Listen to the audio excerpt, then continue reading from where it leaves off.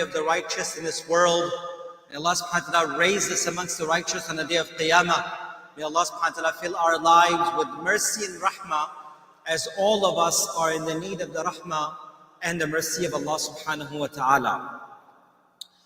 Brothers and sisters, as an ummah, as a nation, whenever we see a flight or situation that comes and affects the ummah at large, and especially when we see dhulm and oppression happening towards the Muslim ummah across the globe, there is a cry, there is a plea that every concerned Muslim has in their hearts.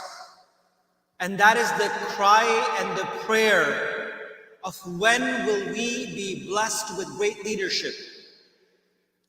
Whenever we see a calamity upon an ummah, irrespective of which location, which place it takes place, the concerned Muslim across the globe always has a plea and a cry that, oh Allah, when will we have those individuals that will lead the ummah as true leaders, that will lead us towards the success?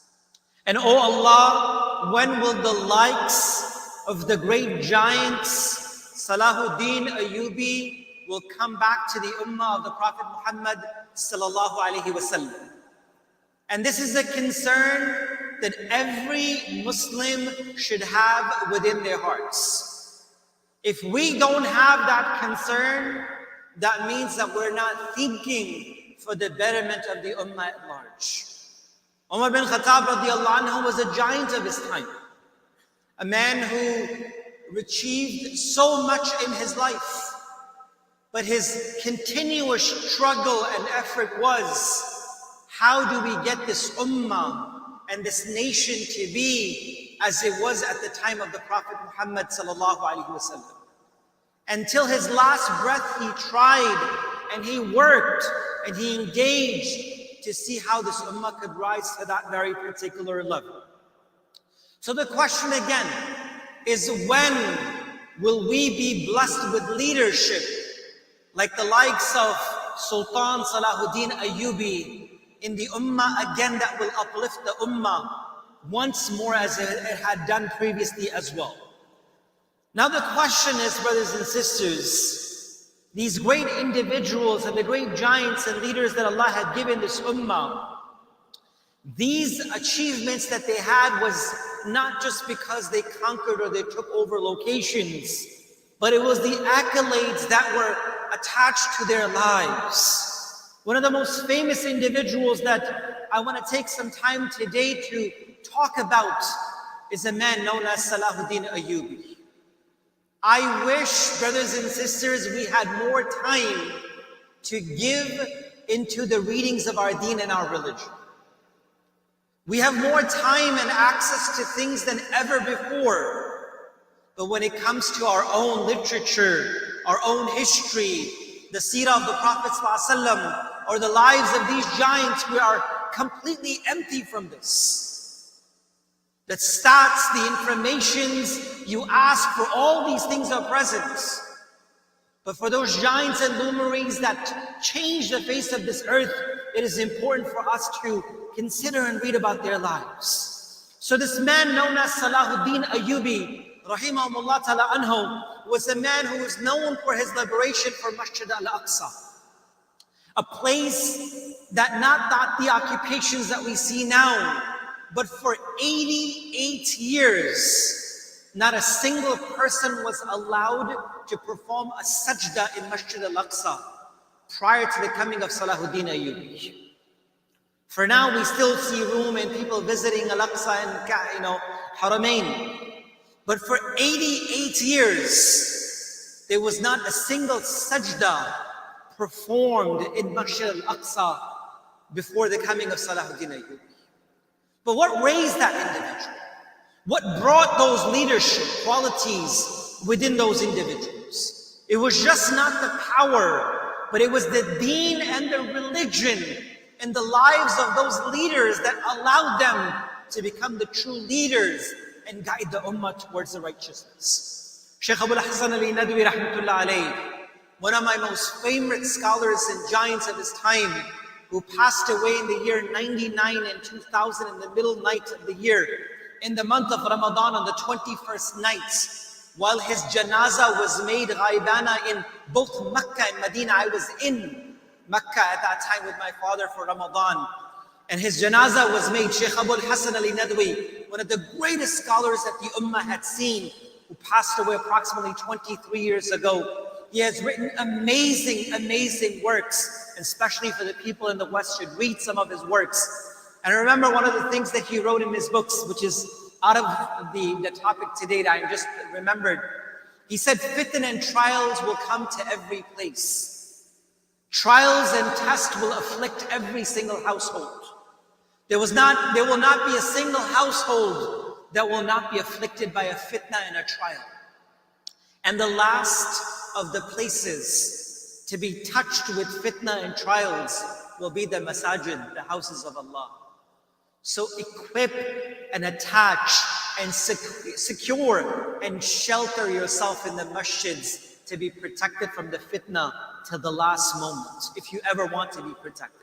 Shaykh Abul Hasan Ali Nadwi rahmatullah alayh, the great giants, in his kitab Tarikh Dawat wa Azimat, writes with regards to Salaahuddeen Ayyoobi, and he said Salaahuddeen Ayyoobi was actually a miracle of Rasulullah sallallahu alaihi wasallam, and a manifest sign of the truthfulness and the lasting nature of Islam. That how Allah brought this individual back into this ummah to light and to show the truthfulness of Islam. But what was the secret behind his life? What made Salaahuddeen Salaahuddeen? Today I can say all these names and we can post things online and we can say all these good things. But what made these great leaders, great individuals that Allah gave them such success? It was more than all of their military and quality and leadership skills, was the skills that they had of their deen and religion within their own lives. As someone so beautifully writes, and they says, "Ma nasara Salaahuddeen illa bi Salaahuddeen." He says that Salaahuddeen was not only victorious because he was Salaahuddeen, because it was the correction of his deen that allowed him to become victorious. It was the correction of his own faith that allowed him to become that leader. It was the correction of his Islam that allowed him to become that individual. The quality of justice and humility. And wallahi, we don't have time, but you can read about his life, and I wish we take our time. Justice and humility was the basis of the life of Salaahuddeen Ayyoobi. I was reading his life, and they said every Monday and Thursday, he would free himself completely just so that he can hear the words of the ummah. If there was anything lacking in the governorship and the leadership of Salaahuddeen Ayyoobi, if he was made to stand in the court in the appointed justice that he had appointed himself, he would all of a sudden stand without any issues. Humility and justice was the part of the leadership of the ummah that raised these individuals to such levels, brothers and sisters. But that reminds us of a greater point, that the correction of this ummah happens in two ways. The correction of the ummah and the correction of its leadership. If we want that Allah appoints and gives us great people to lead this ummah, then at ummah at large, we need to change our lives as well. There's a hadith of Rasulullah sallallahu alaihi wasallam, and it says, "A'malukum ammalukum." It is your actions that bring forth the leaders in front of you. It is your a'mal and your actions. ظَهْرَ الْفَسَادُ فِي الْبَرِّ وَالْبَحْرِ بِمَا كَسَبَتْ أَيْدِي النَّاسِ. The mischief and trials and difficulties that you see on the oceans and on the earth, the Quran says, it is the earning of your own hands. And that's why when the pious aslaf and the pious predecessors would see a halat or a condition in their own lives, they would at once look at their own actions. Brothers and sisters, I want to ask you and myself first. And we all go through trials and situations and moments in our lives that are challenging. What was the last time that there was a condition that afflicted my life, and I looked at my own action. And I said, oh Allah, what I have done that has brought through this particular condition in my own life. So justice and humility was the part of the life of Salaahuddeen. He corrected the deen and Allah used him for the correction and of course the establishment of the deen. Charity and generosity.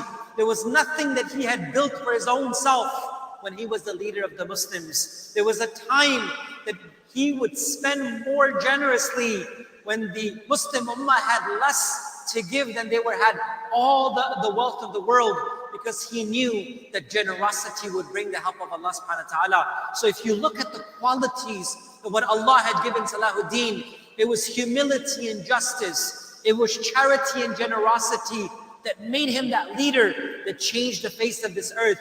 If you look more deeper to the life of Salaahuddeen Ayyoobi, one of the characteristics that is greater than all was his love for the Quran. It was his love for the Quran. And I see my young students and our children here who are learning the Quran every single day. May Allah bless all of you and your parents and your families and your teachers for working so hard for the memorization and preservation of the book of Allah subhanahu wa ta'ala. One of the most deepest things in the lives of Salaahuddeen Ayyoobi was his deep love for the Quran itself. With regards to all the busy time that he was always engaged in Quran. The person that he had appointed as the Imam was the most subhanAllah, well-versed reciter of the Quran in the entire Muslim Ummah. It is mentioned that when he would even go to sleep, he would have someone recite the Quran so that his lasting words could be the book of Allah subhanahu wa ta'ala. It is mentioned, subhanAllah, that when the last moments of Salaahuddeen came, and it was the time that he was passing away, the following verses of the Quran were being recited, and I wish we knew the Quran, brothers and sisters. And it was the ayat of the Quran from Surah Tawbah, verse number 129. And this was the ayat of the Quran which was being recited when Salaahuddeen Ayyoob rahmatullah alayhi passed away. And the ayat of the Quran was, La ilaha illahu alayhi tawakkaltu wa huwa rabbul arshil azim. These were the ayats of the Quran that were the last words, and Salaahuddeen passed away. The love of the Quran within those individuals that led the Ummah, the love for the Hadith and the words of the Prophet Muhammad sallallahu alaihi wasallam. And brothers and sisters, I want to conclude with a small talk that Salaahuddeen Ayyoob rahmatullah alayhi had shared as a historic khutbah when Masjid al-Aqsa, for 88 years, there was not a single sajda performed in Masjid al-Aqsa. And when Allah gave liberation and opening to al-Aqsa through Salaahuddeen Ayyoobi, the first khutbah that was given in the masjid was by a man that was appointed by Salaahuddeen Ayyoob. His name was Qadi Abu Zaki, Ibn Zaki. And he gave this khutbah, and he gave this sermon, and I want to just briefly read a portion of the khutbah. And he said, and this was the khutbah after 88 years in Masjid al-Aqsa, and he says, take care of this blessing that has been given to you and guarded by fearing Allah subhanahu wa ta'ala. Have the consciousness of Allah for the blessings of Allah that Allah has given you. Because it is taqwa, and I'm just, to the side of this khutbah, that it is taqwa and the fear of Allah and the consciousness of Allah that opens the doors of goodness for us, brothers and sisters. The Quran says, مَنْ يَتَّقِ اللَّهَ يَجْعَلْ لَهُ مَخْرَجًا وَيَرْزُقْهُ مِنْ حَيْثُ لَا يَحْتَسِبُ. And the one that fears Allah, and this fear doesn't mean to be afraid. It means to love Allah so much that you can't disobey Allah subhanahu wa ta'ala. مَنْ يَتَّقِ اللَّهَ. And the one who has the taqwa and the consciousness of Allah, the Quran says, يَجْعَلْ لَهُ مَخْرَجًا. Allah will make a way for you in every difficulty. وَيَرْزُقْهُ مِنْ حَيْثُ لَا يَحْتَسِبُ. And Allah will provide you with the risk and sustenance from places that you cannot even imagine. So the khutbah after 88 years began by saying, take care of this blessing that Allah has given you with the fear of Allah, with the consciousness of Allah. That do not become such that when you have the blessings of Allah, you begin to transgress the limits of Allah. Because when we will leave and transgress the limits of Allah, brothers and sisters, then the blessings of Allah can be taken away and deprived as an ummah that we see today. And then he says, and the one who adheres and clinges to this and holds on to this, meaning the fear and the taqwa, will be safe and will be protected. The one who holds on to taqwa and the fear of Allah and adheres to it and clinges onto it will be safe and will be protected. Be aware of following your desires and whims, or following the roots of those who have been doomed, or turning back your heels and forgetting what Allah has given you. Meaning, don't become heedless when Allah blesses you with the blessings of your life. Make the most of this opportunity. Remove what is left of the traces of evil. Strive properly for the sake of Allah subhanahu wa ta'ala. And then he said, O slaves of Allah, do not sell your souls to please your desires, but give your nafs to please Allah subhanahu wa ta'ala. And he has made you his slave and his servant. Be aware lest the devil causes you to slip, and be aware of your transgressions and the limits. And then he said that indeed victory only comes not because of your sharp swords or your fine horses or the battlefield and steadfastness, but it comes with the fear of Allah. Know by Allah, and this is the khutbah being given, know by Allah, and victory is only from Allah. And this is the ayat of the Quran, Surah Anfal, verse number 10, and the ayats continue and the khutbah continues. But the lack of the time won't allow me to finish this. But brothers and sisters, a reminder for all of us. As an ummah, if we are concerned for the reality of where we stand, it is now the time for us to change our lives. All and every person individually need to seek Allah's forgiveness and tawbah of the lives that we have lived. And we need to seek Allah's forgiveness so the nusrah and the help of Allah can come towards us. Because the victory of this ummah will always be with our connection and our hearts attached towards Allah subhanahu wa ta'ala. And when we as an ummah, as a nation change, then Allah subhanahu wa ta'ala will bring forth leadership and individuals that will lead this ummah towards the success. And not the success of this world, but a success that will inshallah give us falah and fawzan, which is the true success in the eyes of Allah in the hereafter as well. We ask Allah subhanahu wa ta'ala to allow us to live our life according to the Quran and the beautiful sunnah of Rasulullah sallallahu alaihi wasallam. May Allah subhanahu wa ta'ala allow us to live our lives as Allah subhanahu wa ta'ala can be pleased with us. And may Allah subhanahu wa ta'ala give us tawfiq, inshallah, to be those individuals that Allah subhanahu wa ta'ala's nusrah and help could be with all of us. Wa ma alayna illa